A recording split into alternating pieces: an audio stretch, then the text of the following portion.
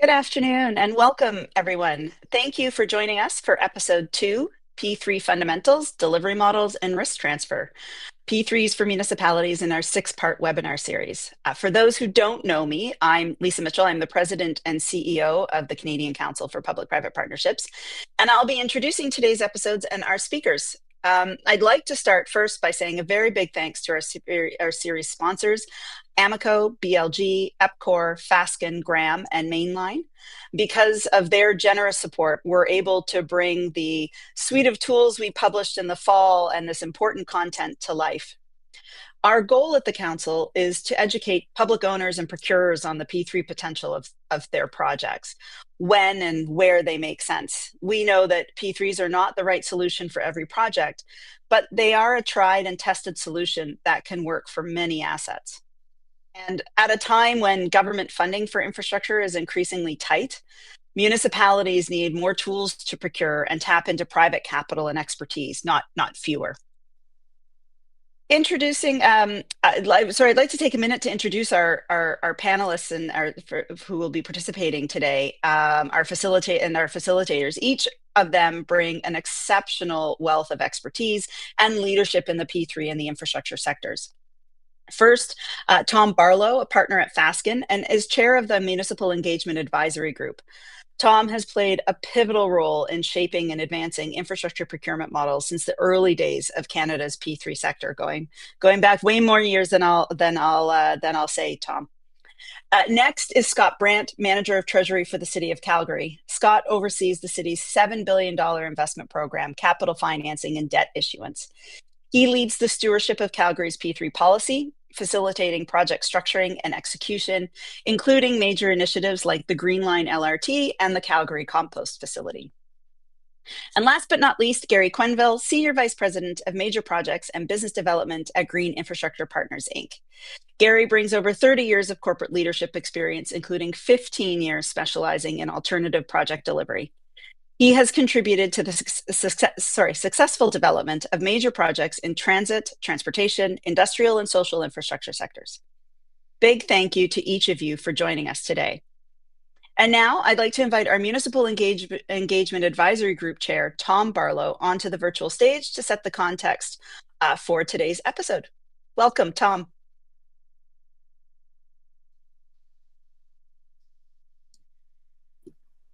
Hi, Lisa. We're just having some tech issues. 1 second.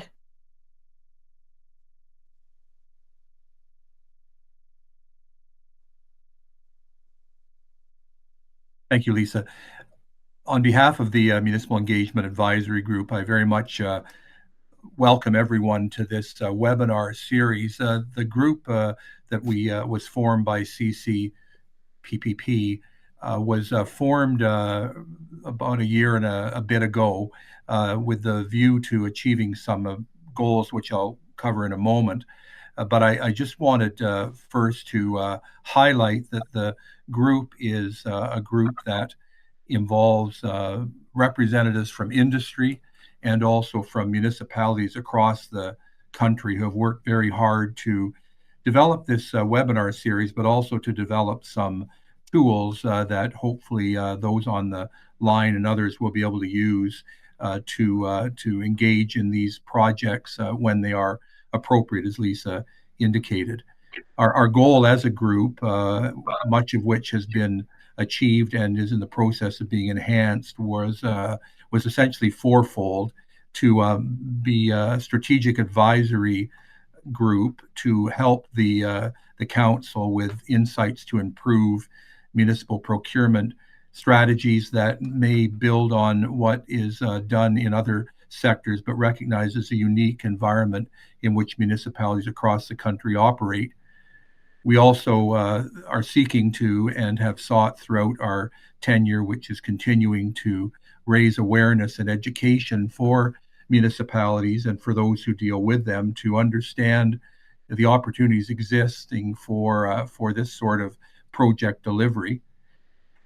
We also found from our research that there was a need for greater knowledge about infrastructure and about the way in which project delivery could occur. So our goals include strengthening municipal infrastructure development and also asset management practices through providing tools and digital resources, which I'll come back to in a moment.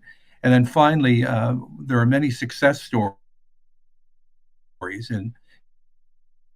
at the municipal level across the country, and they're going more. And our objectives include assisting municipalities in identifying long-term solutions and pipeline of projects, and in celebrating the projects that are successful that have been suited to the P3 model. I mentioned on the next slide, I mentioned that there were tools that we had been putting together for municipalities, and these tools are readily available to everyone. We're going to be highlighting some of the elements of these tools in our webinar today and in our series generally. But last year at the Council's conference, we launched a guide for municipalities to public-private partnerships, which is a new guide with case studies and other best practices and options that are very recent, as well as some that are more historic and tried and true, that is available for municipalities to download from the Council's website, or can also be downloaded through this QR code that you see on the screen. And we also have another digital tool, Powering Partnerships to Build a Better Canada, which the Council has put together, which is available through the website as well. So we're going in this seminar to identify some of the options that are available through public-private partnerships to deliver projects in a particularly effective and cost-effective, as well as effective way generally for municipalities. And if I go to the next slide, I'm just going to highlight briefly what we're going to cover in this episode. I'll come back to learning objectives in a moment and highlight more fully what we're planning to cover. But essentially, what our topics will be a review of the procurement models that are available as choices that can be made by municipalities when they're considering what infrastructure delivery model suits best. And we will then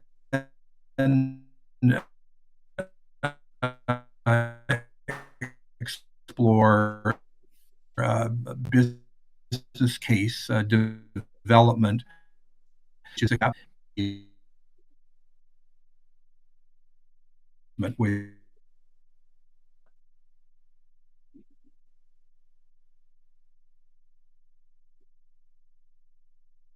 and move on to value for money analysis and market sounding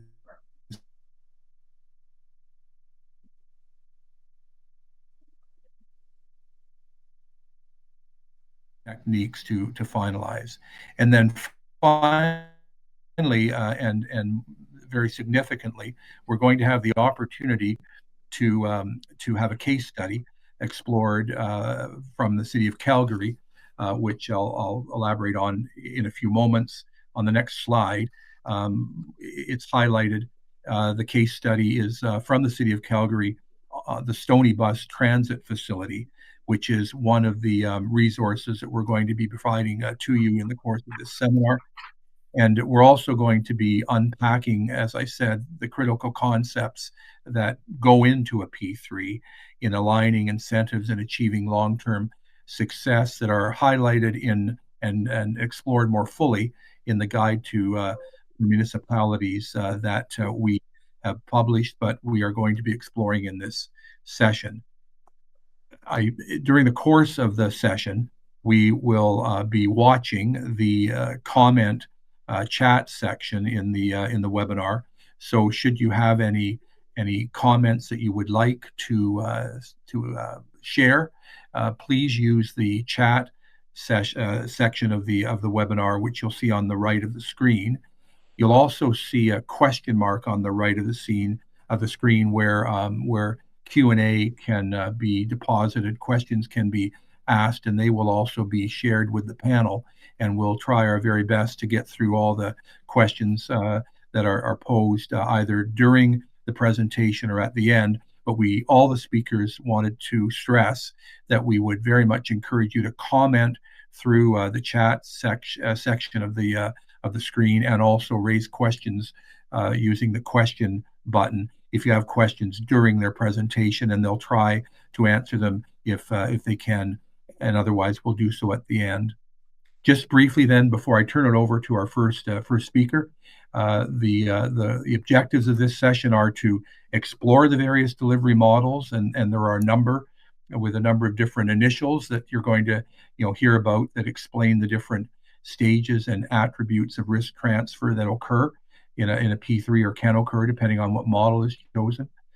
Exploring more fully the concept of risk transfer, we're going to look at that in the P3 context and its role in aligning incentives between the public and private partners. Then we're going to be exploring the concept of assessing value for money to determine whether a P3 has been successful and whether it should be pursued, and how they are evaluated using a value for money analysis that ensures that there are optimal results for the taxpayer as well as for the public and private sector generally. And then, as I indicated, we're going to have the opportunity to hear about a real-world example from the City of Calgary's P3 process where these more theoretical concepts are applied. So with that, I'd like to turn it over to our first speaker, Gary, to begin with the delivery models and a procurement models overview. Thanks, Tom. Welcome, everyone. And like Tom said, as I'm going through the presentation, if there are questions, you can use the question mark Q&A on the side of the screen, or throw comments into the chat. So I'm going to start by talking about selecting the right procurement model for your project. So the early selection of the procurement model is critical for any project, not just municipal projects. There's various models that transfer different degrees of risk between the public and the private partners that are all in our toolbox that we can choose from. And the objective has to be that we optimize the risk allocation to ensure project success. So on the right hand of the side of the screen, you can see on the x-axis is the degree of the private sector involvement increasing, and on the y-axis is the degree of private sector risk. So we're going to go through each of these models in subsequent screens, but we have the construction management at risk, the traditional design bid build, design build, progressive design builds, IPD and alliance models.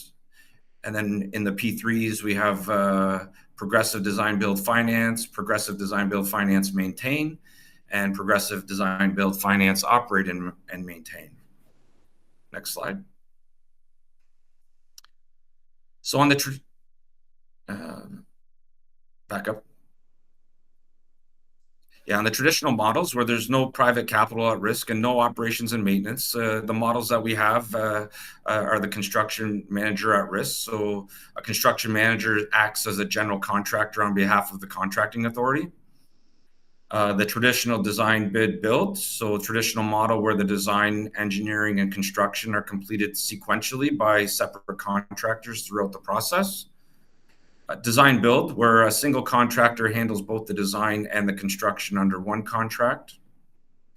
Progressive design build, which is a collaborative design build model, advancing the design and scope before setting out a cost and schedule. So the design is advanced to eliminate some early works risk or early design risk. So you get it to a level, 90 to 100% drawing, so that you have a complete understanding of the project before the final cost and schedule is determined.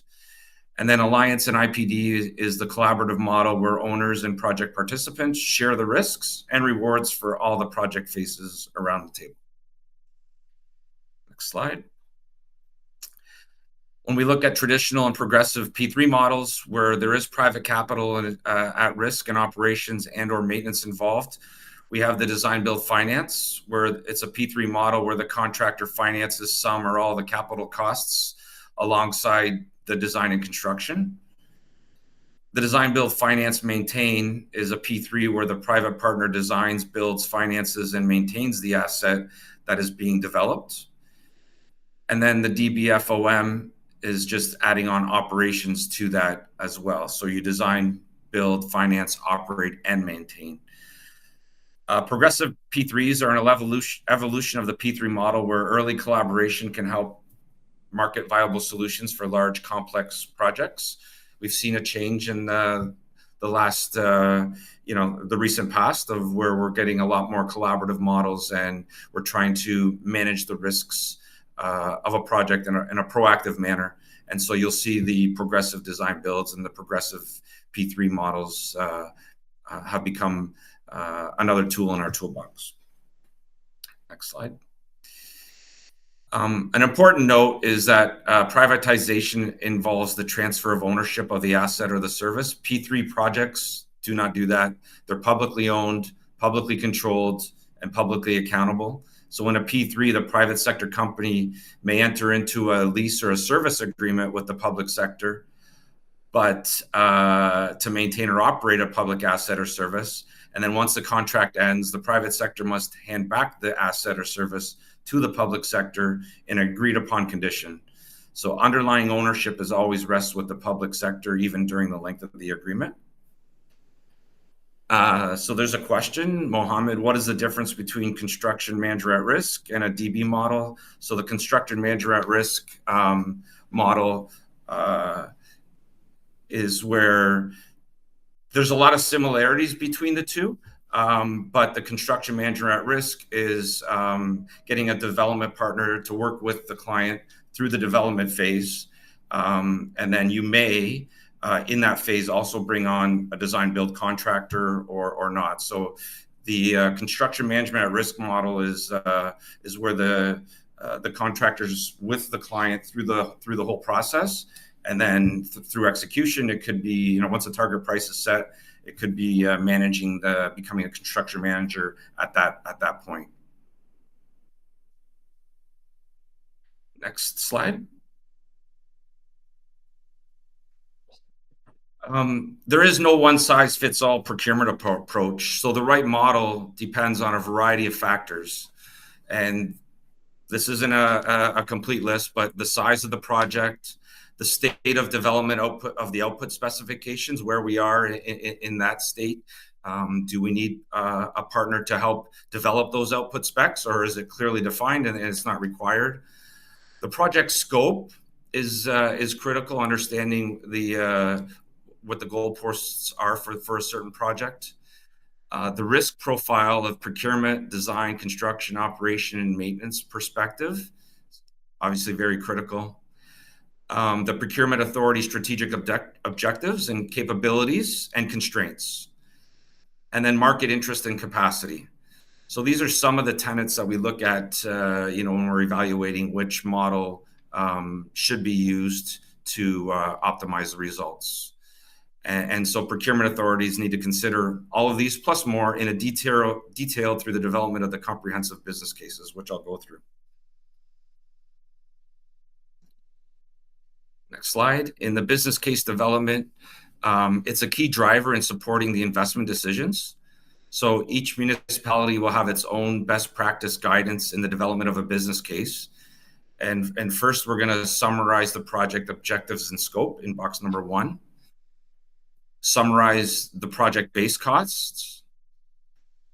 Then we're going to validate a shortlist procurement option. So using our past precedences and market appetite, determine what that shortlist of project delivery models look like. Number 4, conduct a market sounding to confirm the market's interest and summarize our findings from the first 3 boxes to make sure that there's alignment and understanding by everyone sitting around the table. Then we're going to screen the procurement options to identify the best fit model, analyze the risk-adjusted value, and outline the key risks. And then in 6, hopefully identify the preferred delivery model. So the ultimate goal of the business case is to identify which procurement option delivers the best value for money, which in the case of a P3 means, is private sector involvement in the project likely to deliver value for money for the client or for the owner? Next slide. Now we're going to look at a little bit of the qualitative risk and quantitative risk considerations. So best practice tip, identify and quantify project risks through a risk workshop where experts and stakeholders ask what could go wrong. The shortlisted procurement models would undergo a quantitative risk assessment against the traditional delivery models, also known as public sector comparator. So on the qualitative side, we're going to look at strategic alignment with our goals and objectives, flexibility. In this time, in this day and age, we need to make sure that our models are flexible and adaptable for scope changes, price changes that could happen throughout the project lifecycle. We have to look at capacity and capability and experience of the procurement authority, and then scope adjustments. So there's flexibility to modify and the scope pre and post contract award. There's descoping and additional scope. All these things come into play through the project life cycle. And on the quantitative side is where we identify the risks from legal, governance, design, construction, environmental, and regulatory areas. So when we're doing our risk workshop, there's a number of stakeholders that need to be in that workshop, and so in order to get a fulsome review of the risks of the projects. And then we got to assess them, evaluate each risk's impact, timing, severity, and likelihood, and then allocate the risks to the party that is best able to manage those and mitigate them. And that's where the value comes in the right procurement model, is putting the right risk onto the right person or entity that can absorb those risks properly. And that's where we'll get the value for money. Next slide. Now we move on to the value for money analysis and market soundings. So value for money exists when the risk-adjusted costs of the alternative procurement option are less than the risk-adjusted costs of a traditional procurement. So a key component in the development of the business case is the value for money analysis. So historically in Canada, a value for money analysis is the process of developing and comparing total project costs measured at the same point in time under the following delivery models. So on our traditional procurement, we have the estimated total costs of the public sector delivering the project like they have in the past. And alternatively, we're going to look at the same project costs using the exact same specifications using one of the alternative procurement models that we talked about earlier. Next slide. The building blocks of the value for money are the scope, which includes only the project costs unique to a P3 model. Key factors like a discount rate, risk quantification, financing assumptions, risk premium, and the ancillary procurement costs. Your cost structure, which includes your base costs, which are similar across the options. Alternative procurement includes higher financing and higher risk premium. And then risk management is where the P3s transfer some, but not all the risk, to a private partner. And these are all identified and allocated properly through the expert input from the risk assessment. So when you're looking at the graph or at the chart, you get your traditional costs. And if a PPP brings the value to the table, the value for money discount that you're seeing is where we're trying to get to prove the procurement model works when you're looking at P3s. So you got base costs, financing costs, ancillary costs, private sector risk premium, and then the retained risk of the private sector partner that's taking the risk off of the owner.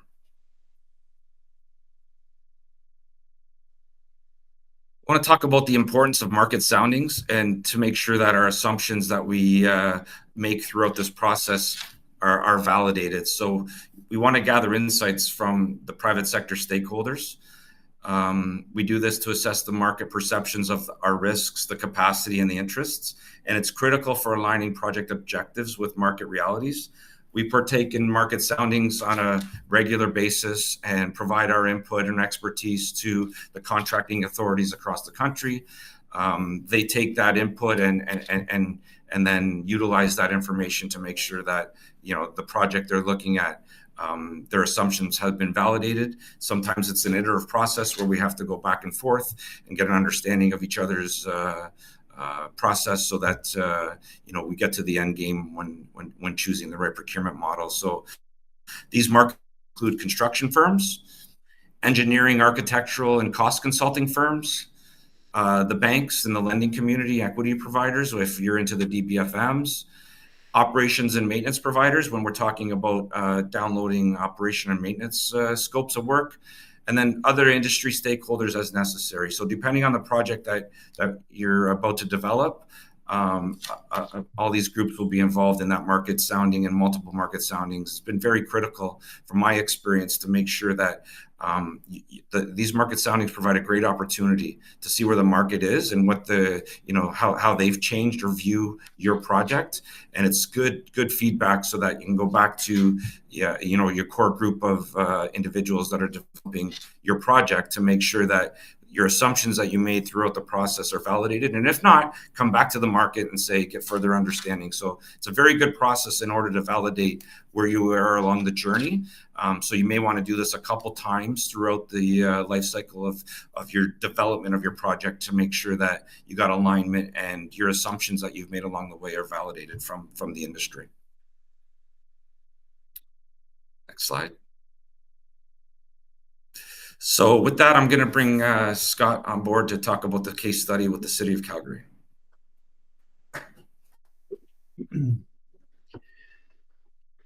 Hi, good morning, good afternoon, everyone. Hopefully you can hear me. So I would, again, I guess I appreciate the introduction from Lisa, and I will give you a bit of an overview and try to touch on some of the concepts that were just sort of alluded to by Gary with respect to sort of the P3 business case as it relates to, a P3 project at the City of Calgary. So without further ado, and apologize if I'm flipping through documents because there's a plethora of work that was done on this project, and it can't all be contained in speaking notes, nor can it all be summarized in a simple Word document. So I'm going to be just flickering through my desktop here just to kind of to pull up the necessary material, especially if there are questions. And like Lisa said, I mean, the Treasury division at the City of Calgary is the steward of the P3 policy. So we embed ourselves across the organization and to the various sponsoring business units looking to, socialize the P3 concept, assess and identify potential P3 projects, screen them, and then ultimately facilitate the P3 business case, development of procurement documentation, and then long-term oversight as well. So we've got a vested interest in P3s at the City of Calgary. And, again, we're there to hopefully be that those words of wisdom across the organization. So with respect to, so maybe next slide, please.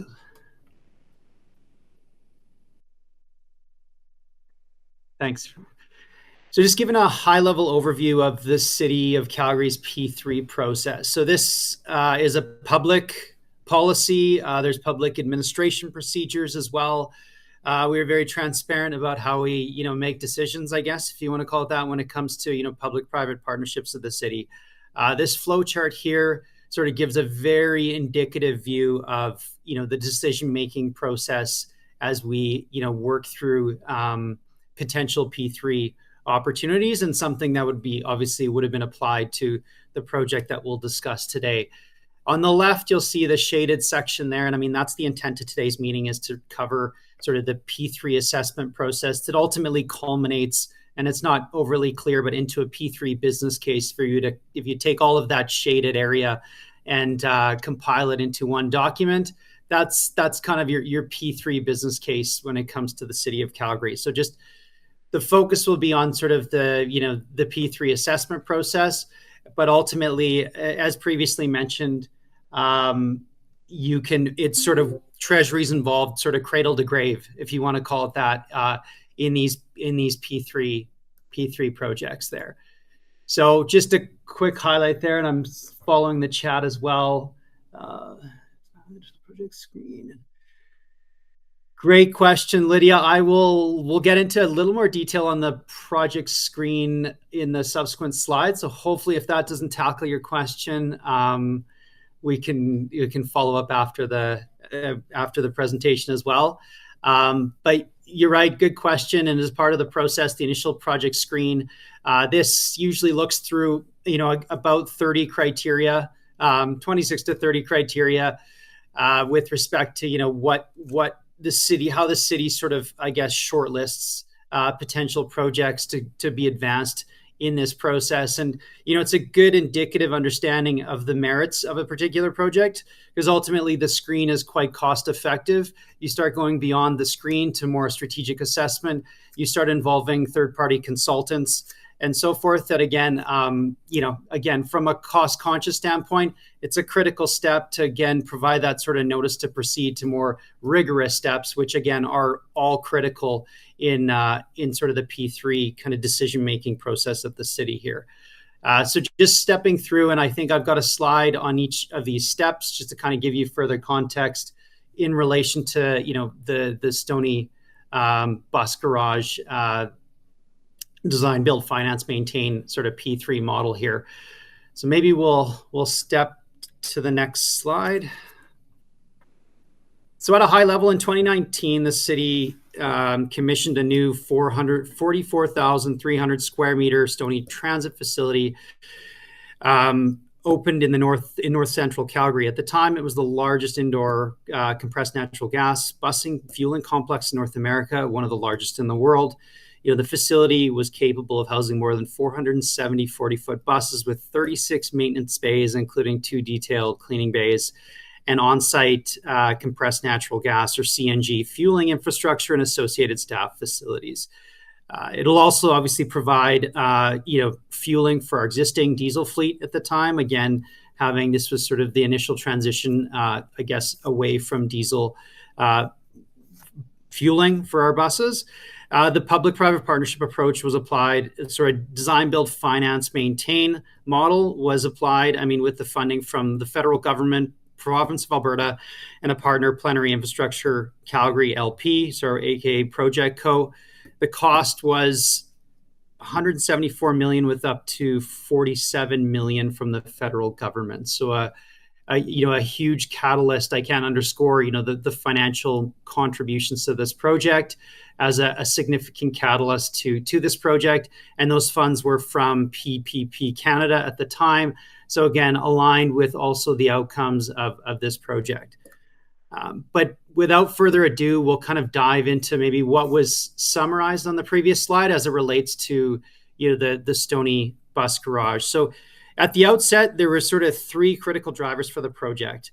Existing transit facilities within the city were over capacity. That was very obvious and sort of reiterated through the business case. The projected growth in the fleet size. So again, couple that with overcapacity. That's sort of the recipe that is needed to expand our facilities. And then ultimately, critical path was for CNG to support the infrastructure. There was an intent to purchase CNG buses. So having that supporting infrastructure was critical. And ultimately, having a facility that could accommodate, a significant increase in the amount of compressed natural gas buses was critical path in this process. So at that time, almost all of Calgary Transit's vehicle fleet facilities were in need of upgrading and refurbishment. No additional bus garages had been constructed since 1983, when the bus fleet, was less than half the current size. At the time, the bus facilities, for those that might be familiar with some of our facilities in Calgary, they existed of Spring Gardens, the Anderson Garage, and Victoria Park Bus Garage. All facilities were, aging and over capacity. Approximately 185 buses at the time were currently stored outside. So again, not ideal conditions. There was a lot of different catalysts to why, the need for this facility, and ultimately, which again led to sort of its progression through this process. So furthermore, a significant portion of the buses in the Calgary were reaching and exceeded their end of life. So hence another sort of catalyst to purchasing these buses. And, the building of the Spring Gardens facility was in the preliminary design stage with an increase in infrastructure as well. So the need for CNG. So again, as mentioned, I mean, the city had planned to initially purchase, so still on project identification, had planned to purchase 200 CNG buses and had approved budget over the next 3 years. Council directed transit to take steps to pursue, obviously CNG as this preferred alternative. Their commitment, the City of Calgary Council's commitment to CNG obviously was based on the following, economic, social, environmental benefits. So again, going into the reason why, I mean, the rigor involved in progressing a public-private partnership project, I mean, can be extensive. And again, having these sort of having the underlying support of the city's council, and then leadership was critical, and again advancing this project. So some of the notable economic, social, and benefits were the mitigate fuel and price volatility, safer handling, reliability of supply, reduce carbon emissions, reduce pollutants, noise reduction. And again, at the time, CNG fueled buses were not compatible with the current bus storage and maintenance facilities. And so securing, CNG infrastructure to store fuel and maintain buses was critical path for the purchase of these future buses. So, again, with this transition, this facility became sort of an absolute, if you want to call it that, for the city. A scope was proposed that consisted of a new facility that would enable storage and maintenance, of new CNG buses, as well as facilitating the storage and maintenance of existing limited number of diesel buses. So I think the key takeaway from this point is really was critical was just, again, will the city be? This was the first of for the city, right? The first of its kind, a new form of technology that, again, how can we, look at this differently in a way that we could leverage the private sector to sort of enable some of these newer concepts, and partner with them, over the long term. And so, this, although it being the city's fourth bus garage, the technology in itself, it was, again, a new fueling type. And again, so how can we, enable this and better inform ourselves through the advice from the private sector. So next category here, we'll jump over to initial project screens. So maybe next slide. Going to a different maintainer. So again, I think there's a question in the chat. So just, I think, transit unions, the staffing and union considerations are always part of these discussions. Again, the long-term sort of sustainability from an operations and maintenance standpoint are critical, and again are a factor in these decisions. So I would say, at the outset, I think I would consider them more a factor than a concern, or a critical input than a concern. But you're right. There are requirements, with respect to our unions, and we do take that into consideration as it related to this bus garage, or even other more recent projects as well. So going to the initial project screen, so I think this was Lydia's question, so maybe we can kind of tackle this at a high level. So the first step in the City of Calgary's Council P3 policy is to evaluate these projects against a list of standard sort of high-level screening criteria. And like I said, this is kind of somewhat critical, but very, it's very cost-effective, right? To kind of work out maybe some of the kinks with the project, seek further engagement internally, at least, on the merits of these individual projects before sort of progressing to more advanced stages. So in this case, the screening criteria did indicate, based on these criteria, that the Stoney Bus Garage was a potential P3. And the criteria, there was about 26 criteria, and I won't, get into absolute detail on them, but, at a high level, looking at demand, sort of duration, is the service life of the capital asset at least 20 years. So looking at sort of this long-term approach to the asset, innovation is a big element. And I think going back to that comment about new technology, again, looking at, where there's opportunities for innovation, but then how can we manage risk with more innovative, more advanced sort of concepts that maybe are a little less familiar to the city, but more familiar to the private sector. So innovation is a key aspect. Legal barriers. Are there legal barriers to, structuring a P3 or regulatory, prohibitions to, a P3 approach.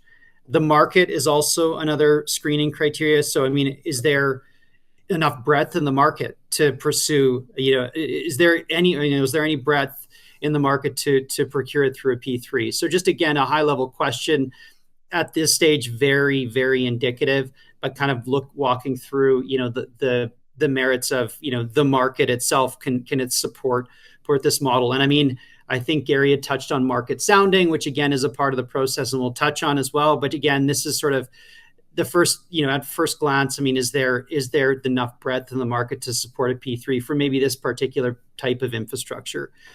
Again, questions like, has the city received any unsolicited proposals? Like, is there interest from industry that, is occurring?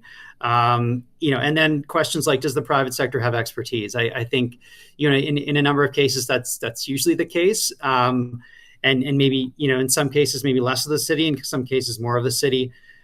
Payments, is there potential for revenue? This is something that, revenue opportunity for the private sector participants. So, how do you incent that sort of long-term kind of behavior through, risk and revenues? So throw those financial incentives, marry those up with the long-term sort of operational and construction incentives that you're trying to achieve through P3s.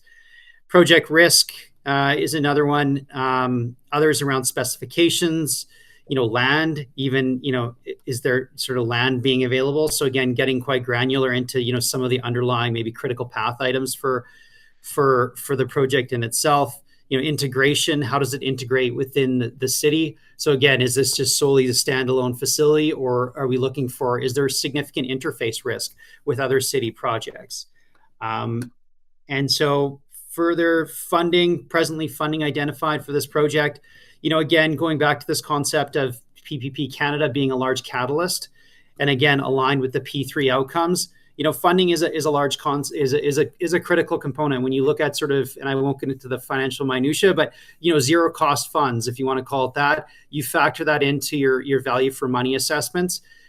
That can make a difference, right? When you look at your sort of, your present value assessment between multiple delivery models, the capital structure can be a significant input. So I think being very cognizant of that capital structure, and what we find is ensuring that it's as accurate as possible, because it can be, a critical component to, not only the risk adjusted costs, but how you're funding and financing these costs. Because given that it is a present value of your sort of capital structure, of your cost structure, but takes into account the cost of funds of your capital structure. So, there's some critical inputs there. Project integration, I think, goes to the interface, performance requirements and the use of the project, how relatively stable over time it is. Can you measure performance? I think this is a big one around the screening as well. So pretty rigorous set of criteria on project identification. This, ultimately sort of culminates in an internal recommendation at the city around, is this project suitable for a P3 delivery model? And as I said, somewhat of a cost-effective exercise to seek that sort of decision to progress to more definitive stages of the P3 business case. But that hopefully addresses your question there, Lydia. It gives you kind of a high-level assessment, and it does sort of weave into the broader P3 business case. So it's, would be sort of the outcome of the screen. The criteria would be sort of cited in our P3 business cases as well as that sort of initial internal assessment. We'll maybe next slide. So next on the strategic assessment. So as part of the strategic assessment, the initial cost benefit analysis was completed, of delivery models. So again, at the outset, a very sort of high level assessment of, objectives, benefits. The following objectives combine, project objectives identified for the purpose of the strategic assessment of delivery models and objectives defined in the project charter. So again, some of the objectives, just again, getting into sort of the minutia of this project itself is, accommodate a CNG fleet. So this was sort of alluded to earlier, reducing capacity pressures on other facilities As I mentioned, the facilities were over capacity, reducing funding constraints, minimizing future expenditures, optimizing life cycle of the facility. So again, a new technology, a new type of facility. Can we bring the familiarity from the private sector to the long-term sustainability of this facility, fostering innovation and technical solutions. So not just unique to the Stoney Bus Garage. This is a common concept across all the projects of the city that we've sort of either pursued or assessed a P3 model against. The facility we designed and specified to incorporate features that I've identified as best practice. I think this, again, when it comes to best practice by Calgary Transit staff and administration, this maybe goes to, Derek's question about, sort of staffing, right? Getting that sort of feedback loop from our internal staff. And ultimately, that becomes part of the P3 business case, as well as that critical internal sort of the merits of sort of insourcing versus sort of outsourcing elements of the project. The project should reduce energy use, so looking at some of the energy consumption, new fuel types for the busing, so maybe hitting on some of those environmental and sustainable objectives. Project benefits at the time, enable expansion of the bus fleet. So that, again, reiterating the concept of overcapacity, the launch of the CNG fueled fleet. So again, this was the sort of solution to purchasing buses having a dedicated storage facility, noise reduction as previously indicated, cleaner fuel source. So again, this part of the strategic assessment, again, looking at just at a very high level, kind of reiterating the need for this facility and supporting, the kind of merits to why we're progressing down this path, and doing sort of the rigorous due diligence to, ultimately end up at a procurement model in the end. So next, I think, and Gary had alluded to this around market sounding. So still a remaining part of the strategic assessment is, as a part of this process, a market sounding exercise was undertaken to ascertain, the outlook of the private sector community on several topics of the project. So including key project risks and marketability. The prime objective, was to establish to the extent of which delivery model we're likely to attract competition in the marketplace. So going back to the screen around kind of market breadth. So I know, initial screen as well as their potential out there, this actually kind of reaffirms that again and further sort of drills down into the merits of, the breadth of the market to support, this project and maybe in particular certain delivery models. And then ultimately it investigate the appetite for risk retention by private sector partners. So, looking at, project familiarity in the private sector, looking at the risks and what is kind of an early view of the risk sharing regimes. So participants confirm that the project, at the time will likely attract the interest of relevant market sectors, including, that standard best practices in procurement are used. At the time, there were no particular concerns with regard to the CNG technology in itself. So again, that was kind of reassuring to the city. The market sounding involved telephone interviews with participants, market sounding briefing, which include a general overview of the project, types of procurement models, project timelines, capital costs, as well as a list of questions regarding, market conditions, appetite, procurement processes, project considerations. Again, all very helpful when looking at, next steps beyond the P3 business case and sort of structuring an effective procurement there. At the time, there were 6 firms active in the market for this when this market sounding was ongoing and were approached to participate in the market sounding consultation. Each company, had expertise in design, construction, financing, maintenance. Were invited to ensure, a balanced pool of interviewees. So again, not just solely focused on one part of the project life cycle, looking at, everything, I guess, or looking at sort of all aspects. And again, looking at, so across the spectrum of delivery models, based on the interviews, a number of key findings were identified based on aggregating the common views of participants. And obviously noted opinions were, diverged. In summary, there was strong market interest in the project as a DBF, as a DBFM, as a DBFOM, with preference for a DBFM or DBFOM. So again, strong preference on sort of the longer term models in this case. Participants indicated that innovation depends on, 2 main factors at the time: the level of building operation responsibility transferred to the private partner, and the level of prescription in specifications. So, those sort of opportunities for, a bit of creative license, I guess, if you want to call it that, for innovation. But ultimately, again, level of operational responsibility transferred to the private partner. I think this was, sort of a balance between the operations and maintenance component that was sort of insourced versus outsourced, if you want to use that sort of terminology. But ultimately, the scope of the project was attractive to participants, with some of them interested in more operational scope, others more comfortable with limiting the scope to building maintenance. So it was a pretty diverse perspective on what that long-term model might consist of. But I think this is healthy sort of feedback in this process to kind of ultimately determine the optimal kind of outcome here. And so we'll kind of skip ahead here a bit. So again, the market sounding highlighted certain areas of risk, and I'll just sort of touch on this last point here. Certain areas of risk for further investigations. So bus integration risk. So our participants pointed out the need for information on specifications of buses for design purposes. So again, looking at this wasn't a DBFVOM, if you want to call it that, with the V representing the vehicles.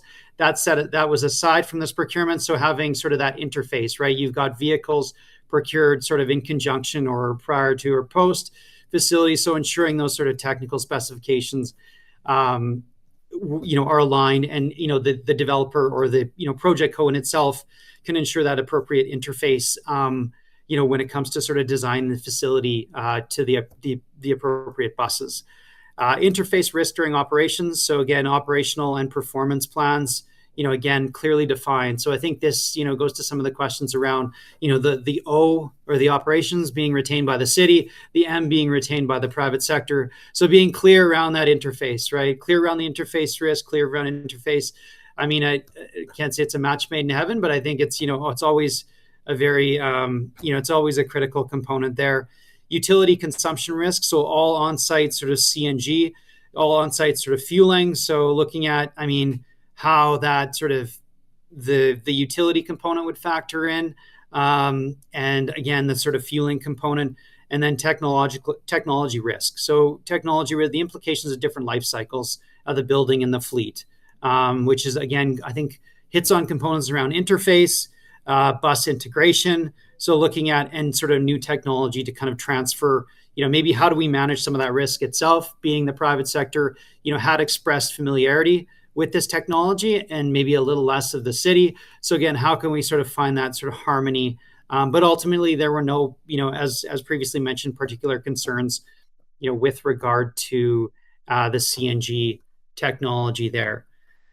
So getting into now, I guess, next phase. So if you think about, high level costs and benefits, you think about market sounding. Also, I think I didn't highlight their, jurisdictional scan. So again, looking at peers or other municipalities, other corporations that have, done something similar, sort of culminating into a bit more of a rigorous sort of qualitative evaluation of delivery models. So this is kind of what Gary had alluded to there with respect to, looking sort of more qualitative and then ultimately quantitative in the form of, sort of value for money assessment. So the qualitative evaluation of delivery models was next. This sort of, like I said, sort of was sort of following some of the initial soundings, helps again refine what we're actually performing, the qualitative and quantitative evaluation of delivery models. So it helps you further shortlist some of those models, so you're not working across a mass spectrum of models that again can be, somewhat exhaustive. And we've got experience on a number of different files of doing this. So I've witnessed this in numerous cases. So it is helpful to sort of shortlist the models through this process prior to kind of getting into the rigorous rigorous sort of qualitative, quantitative evaluation there. The qualitative evaluation of the delivery models was next. The process was used to assess and analyze the role of the private sector in three P3 delivery models under consideration. So just high level analysis, goals and objectives, case studies. So again, as part of the qualitative assessment, we looked at case studies. As previously mentioned, we factored in the market sounding. So looked at sort of case studies or jurisdictional scan. I think you can use some of that interchangeably. And then, we did it, then the risk assessment in itself. So sort of a 4-step process was applied to this project. taking into account some of these initial works around sort of jurisdictional scan, case studies, market sounding, and then ultimately, this risk assessment. A risk register was refined. From an initial workshop and market sounding, to qualitatively assess the risks, establish the risk profile of the project. At the time, Deloitte facilitated a qualitative risk workshop with city staff at the city, with representatives from Treasury, law, finance, supply, transit, transportation infrastructure, as well as the province of Alberta were in attendance. The purpose of this workshop was to, again, confirm and solicit from the workshop participants any key project risks associated with delivering the project through each of the contemplated delivery model options, and to determine the consensus on probability and impact of each risk under 3 different delivery models.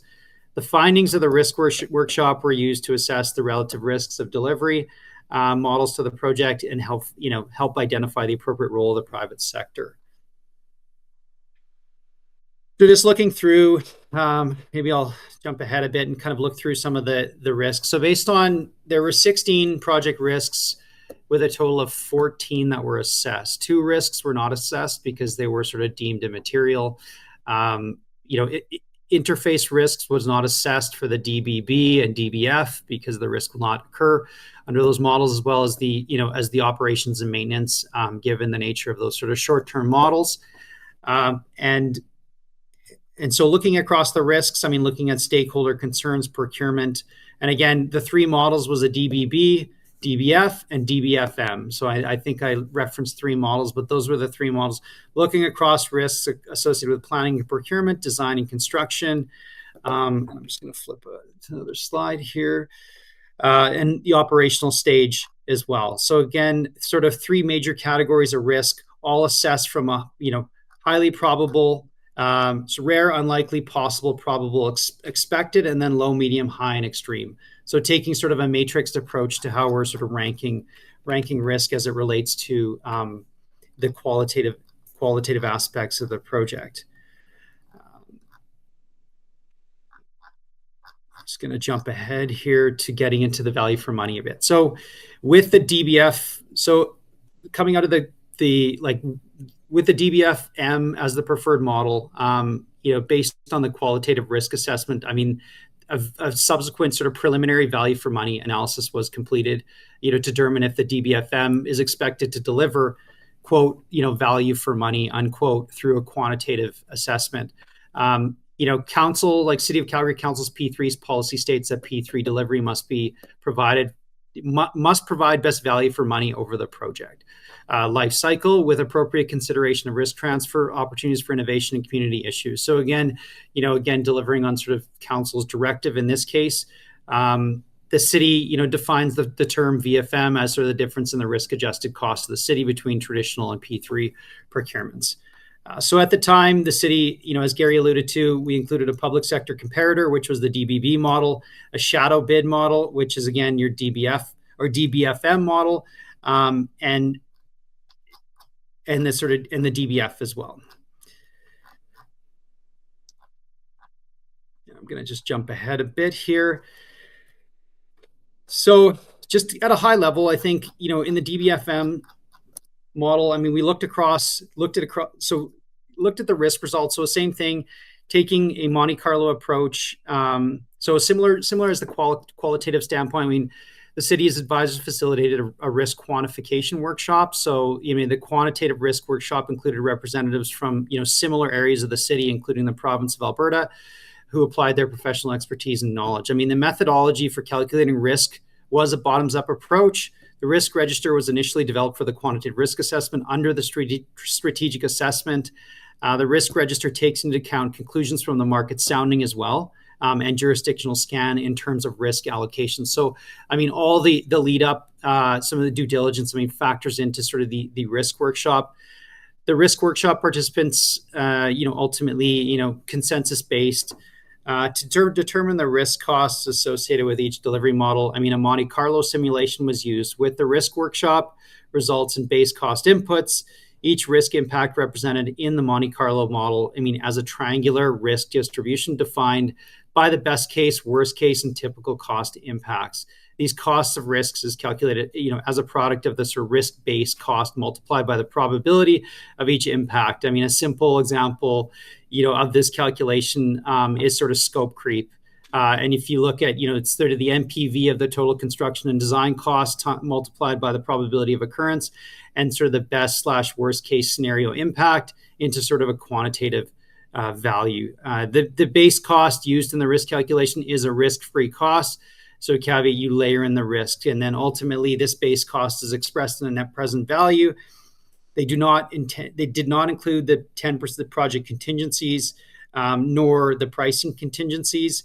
I mean, cost delay was factored into the analysis, and as a part of this as well, and including construction, minor maintenance, and repair efficiencies as well.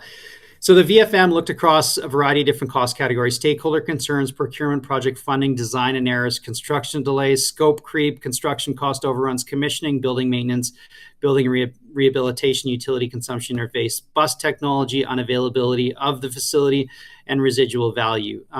So again, looking across the public sector comparator and the DBFM, I mean, there was sort of, it was determined that, there was value for money on the project. And I'm just going to do a quick time check here with my trusted advisors from CCPPP here, just to make sure I'm on schedule here. You're good, Scott. Good. Okay. All right. So just looking at like the risk analysis. So if there's too much detail or not enough detail, feel free and let me know. But we'll get into a bit of the outcome. The risk analysis result is driven by, the residual risk for a DBB. The risk, this is the risk, that the condition of the asset at the end of the term does not fulfill expectations. It requires investment to restore the asset to the condition that it can deliver on the required service. This risk primarily relates to the long-term, major maintenance and kind of rehabilitation costs. So I think just again looking at sort of the foregone cost of the DBB, the risk cost is significantly higher for DBB than DBFM is what was sort of determined. The risk quantification was based on the city's experience with transit maintenance facilities, which had at the time suffered from deferred maintenance. So I think how you plan and budget for maintenance is a critical component. And in this case, instead of planning and budgeting for 4-year cycles at the city, you're planning and budgeting, over a 30-year term is the duration of the contract for the bus garage. So a different approach to, how we're monitoring, measuring, and calculating cost, looking out that 30 years, maybe contrary to, election cycles or budget cycles. And so that was sort of a critical component there.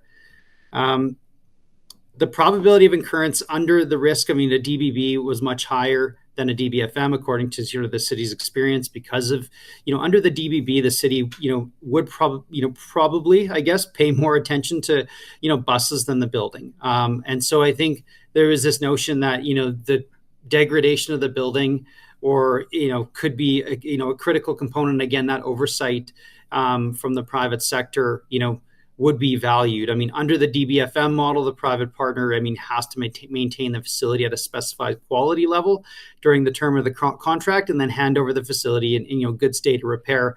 So again, looking at that balance between, what can you focus on? New technology, can you focus on, is your focus on, operating, maintaining service levels for the buses themselves? Is there, potential risk that the facility maintenance falls to the wayside, and is there an opportunity for the private sector to maybe manage some of that risk or some of that, and the cost as well associated with kind of maintaining the facility?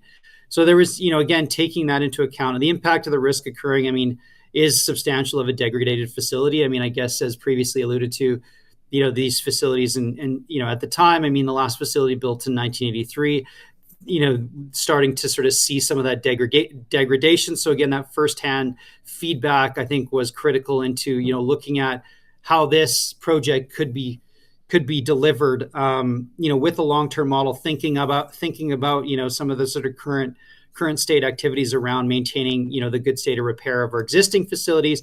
And again, looking out, sort of over the long term and how maybe the private sector could facilitate some of those aspects of delivery. And if this risk is realized, I mean, there would be, due to the, major maintenance and rehabilitation expenditure not being fulfilled by the DBB model. I mean, so there's, again, taking into account this sort of long-term maintenance was sort of critical to the city. And I think, again, looking at the value from the private sector. Just sort of jumping a few slides here, but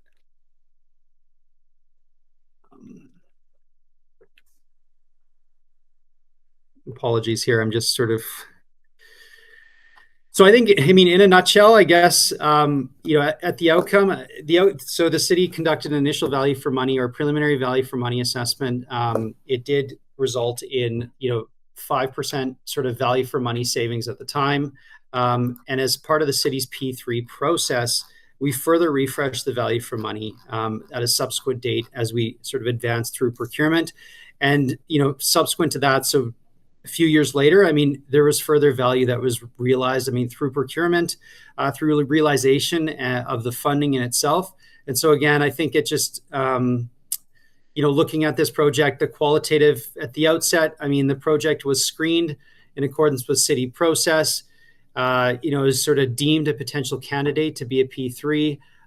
Subsequent to that, more rigorous analysis was conducted to ultimately culminate into a strategic assessment and P3 business case, which included, that jurisdictional scan, market sounding, which again reinforced some of that sort of industry interest and precedence in the market to potentially again further sort of pursue this project. And then, having all those interested parties, including, other orders of government involved through these workshops around the qualitative and quantitative assessment. Ultimately, the qualitative assessment supported the project, and similar to the quantitative, ultimately, forming the P3 business case. This business case again was presented to council, or City Council of the Calgary City Council, who approved the project, and then the project sort of proceeding to delivery there. So hopefully that gives you a bit of a snapshot. I apologize if I was jumping back and forth with some of these files. Everything seems to be kind of embedded somewhere across some document there, but hopefully that's somewhat helpful.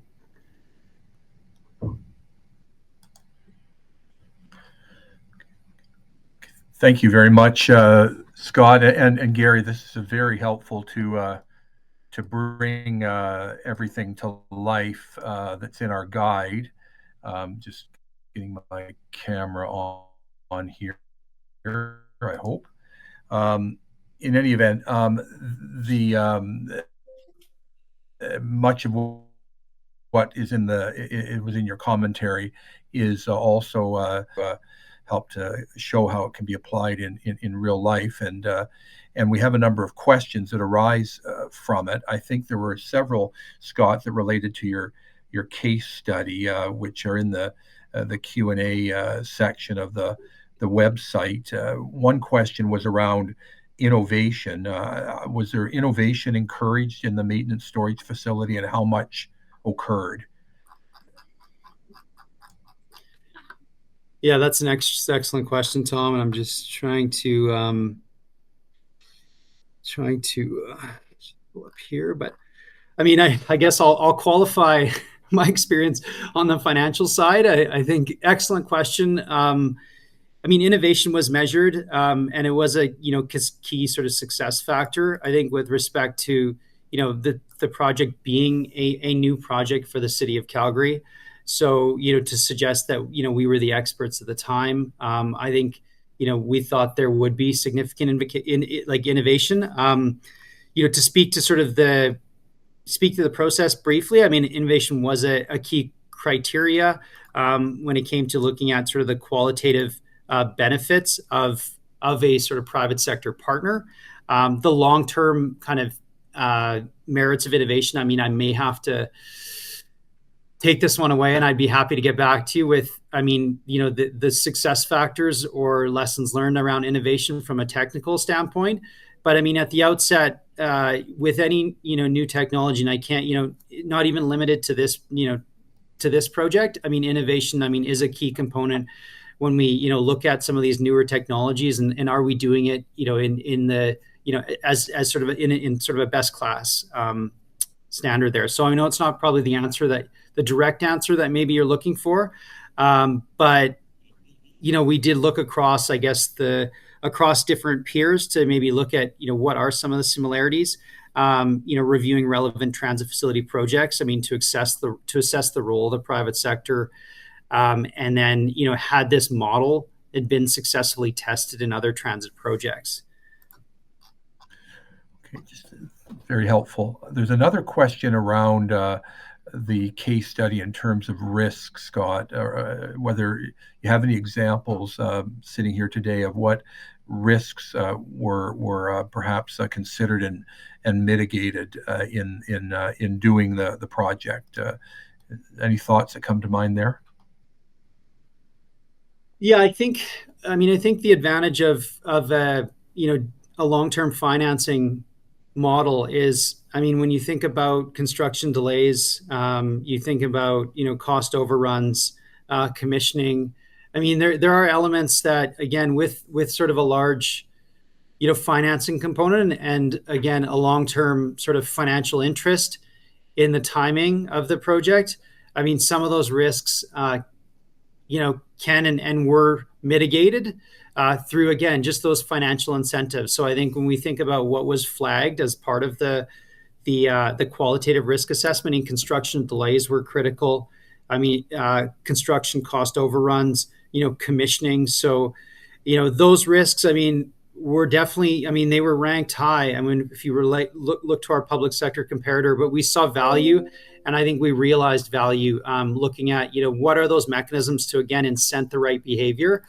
So some of those risks, as part of sort of the case study around looking at other jurisdictions and how they've utilized the private sector to sort of enable some of these newer technologies, and then looking at how, what are some of these risks. I mean, with anything new, I mean, construction delays can be quite common. I mean, overruns and, commissioning, the complexity of commissioning, timing of commissioning, ensuring that, again, these are occurring, I mean, as planned.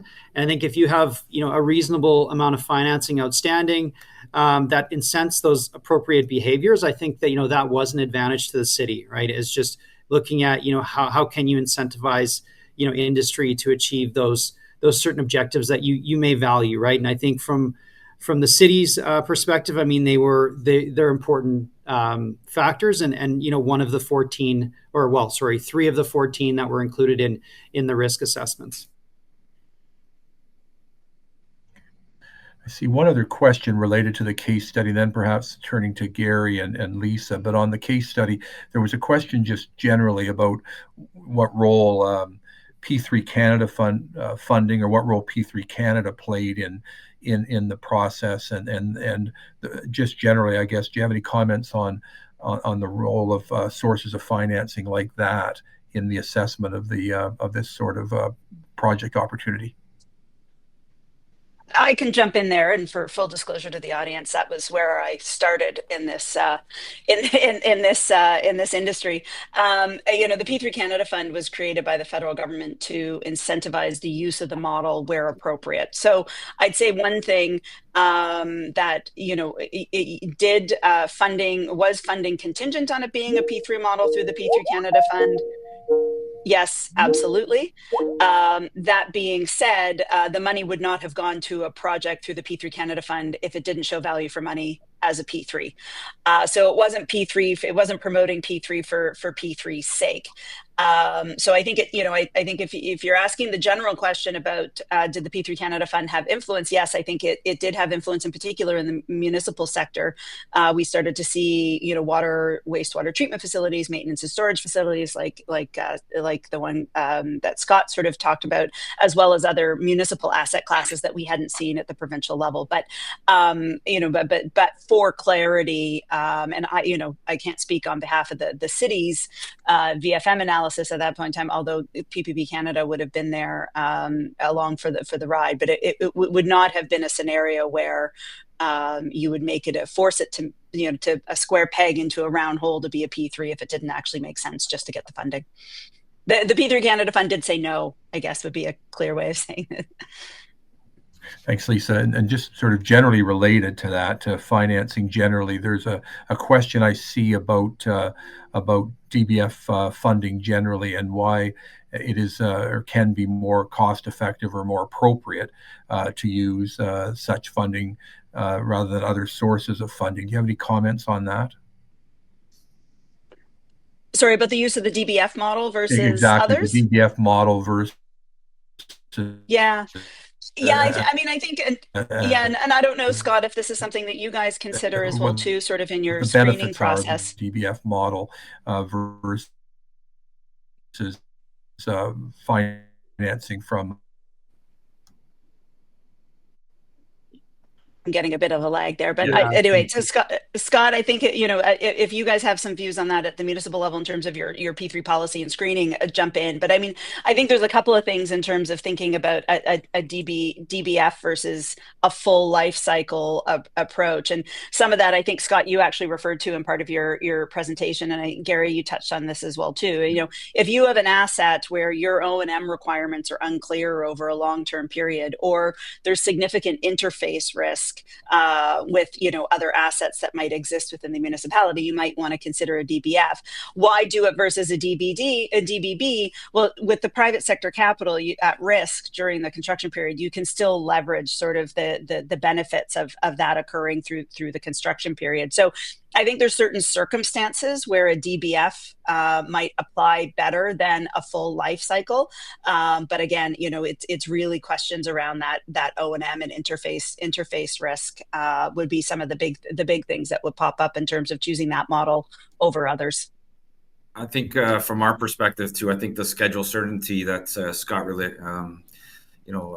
alluded to earlier, where it provides the financial motivation for the consortium to complete the project on time, and incremental costs and schedule delays are borne by the private sector. So when you just look at the financing, and sure, the municipal financing costs will be cheaper, but that schedule certainty brings value into that VFM process, where the consortium takes on that.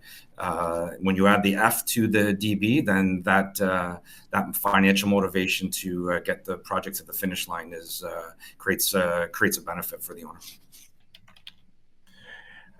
Perhaps building on that a bit, Gary, in terms of market sounding generally, I see there are some comments or questions around O&M and to what extent O&M is taken into account typically in a market sounding approach and a VFM analysis ultimately, but a market sounding approach initially. Yeah, so we got to always remember who the customer is, and eventually the O&M operators are the customer of all our work. So having them up front and early is critical. So I agree with the comment or the question. If you did a market sounding without those stakeholders at the table, it would not be complete, because eventually the O&M individuals and teams are going to be the ultimate customer of the project, of the construction, of everything. And so getting them involved as early as possible will be critical to making sure that the risks are allocated properly upfront. So, yeah, 100%. The O&M teams need to be involved from day one. Okay.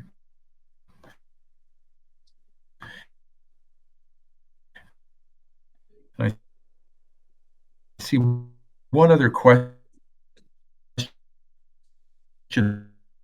related to market sounding, which perhaps you might want to consider. I can jump on that one, Tom. Yeah, so utilities are in every market sounding that I've been involved with, for sure. the upfront early works, and maybe sometimes on your project the utilities are done beforehand or staged through the process. We're seeing more and more situations where existing utilities are there's early works projects that gets them out of the way of the main procurement or the main project that you're trying to do. So risk tolerance on utilities is for sure a hot topic, and is in every market sounding that I've been involved with. And then understanding what the private sector, what risks are expected us to take on the utility side of things in order to de-risk the project. And good question from Timothy there. It needs to be in every market sounding, because utilities are one of the early things of the projects that help us get out of the ground and get the project moving, and need to be dealt with upfront, because it's not always a clear indication of, when you have the utility interferences on projects, who's managing that risk and who's owning that risk. And so that's a key contributor to a bad assumption could make the project get off the rails right out of the chute when utilities aren't dealt with properly. I do apologize with some technical difficulties. I think we did lose Tom there.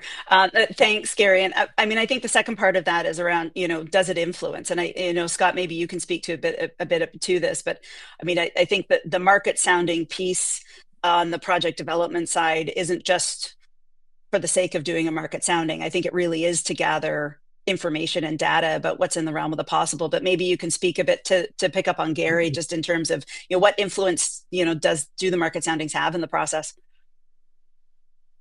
Yeah, I would say they're critical. Like just using the Stony Transit Bus Garage, but just looking across the dozens and dozens of projects that we've done this for. With respect to market soundings, they inform, not only some of the due diligence to maybe steer some of the due diligence and some of the assessment, but also, some of the procurement activities too. So, there might be certain avenues around sort of the way you procure potentially in the future, right? That again, you can get that initial sort of some of those initial findings at the outset.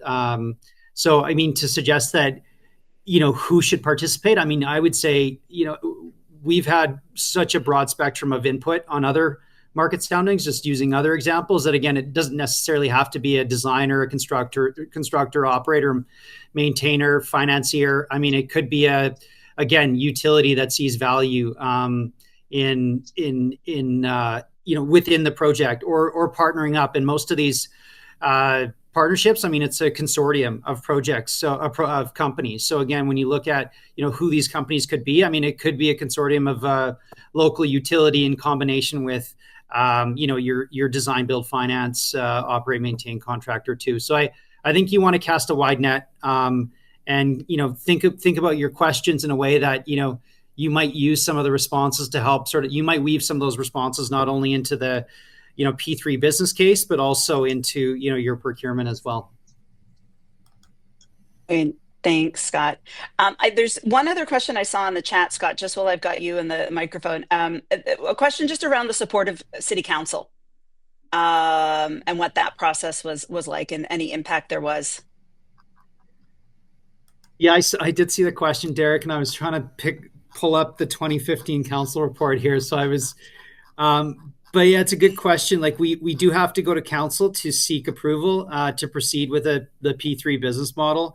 I'm just trying to dig up the minutes, but and maybe some of the questions in itself. But yeah, I don't have a direct response for you, to be honest, right now. But I've got the report in front of me. I'm just trying to maybe dig up some of the minutes. But again, it received the votes that was necessary to, I guess, proceed to more sort of definitive stages. I think one of the big things we've found in our experience, across the decades we've been doing this in Canada is, having champions, both political and at the official level can be really beneficial to the success of a model. If you don't have people on board with trying something new or doing something a little bit different, it can be very difficult to move through the process. So we would definitely recommend looking for champions on either side of the equation, both at the official official and elected official side of things. Welcome back, Tom. I stepped in your stead, and I think there's one question left in the chat. Yes, go ahead, Lisa, if you wanted to identify that. Yeah, sure. There is just a question about the VFM analysis and what goes into that, and if specifically the financing costs to the private partner, if they're included in the calculations. And I know the answer to this, but I don't know, Scott, Tom, anybody else want to jump in? Gary, perhaps, yeah, whatever. Answer my own question here. Yeah, absolutely. Those financing costs are put into that analysis, so that you're comparing, like versus like, for sure. Yeah, there's no hiding. Yeah, I mean, I think I would underscore capital structure is a critical component in these VFMs. So maybe I think Lisa alluded to the risk adjusted sort of cost relative to the cost of capital, but I think bringing in that cost of capital, looking at it in its most accurate form, I guess, when it comes to capital structure, I think is important. You've seen Crown corporations like the Canada Infrastructure Bank to look at how they can support or reduce the cost of capital, so to speak. And again, if you kind of factor that into some of the models, that might lend itself to a potential financing from that entity. I mean, it might again, that could also sort of be a factor in some of the decision making. So again, looking across the spectrum of whether it be funding or financing sources, when you do factor in kind of that sort of risk adjusted cost over the long term, I would advise from my standpoint. Okay, well, just looking at the time, I'll turn it over shortly to Lisa, but just a few quick closing comments. First of all, thank you, Gary and Scott, very much for your presentations. They were very, very helpful. And as we indicated at the beginning, these resources will be available, and Lisa will speak to this a little bit further in a moment online for further use. On behalf of the Municipal Engagement Advisory Group, I really wanted to thank everyone for joining. We're going to continue to drive forward to push forward the objectives that I indicated.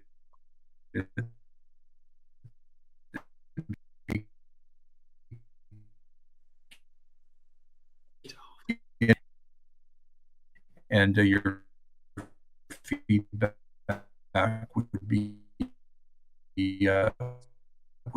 very welcome.